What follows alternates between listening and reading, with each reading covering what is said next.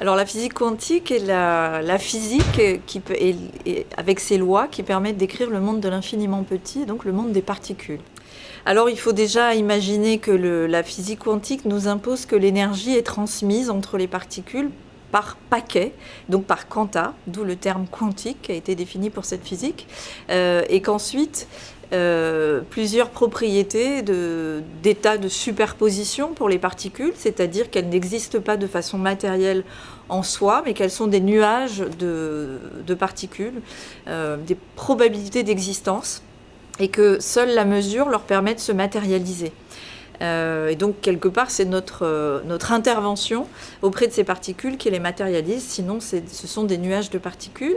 Et elles ont ça permet d'avoir des propriétés qui sont liées à l'intrication, donc un couplage de systèmes de particules qui permet d'avoir des applications dans la cryptographie quantique, dans la spectroscopie et autres. Et puis on a cette possibilité de téléportation de l'information qui permet aussi d'autres applications, et notamment l'ordinateur quantique qui utilise tous ces états des particules. Toutes celles et ceux qui ont découvert au fur et à mesure cette physique quantique ont une façon très spéciale à la fois de penser et de débattre. Comment peut s'en inspirer le chef d'entreprise ?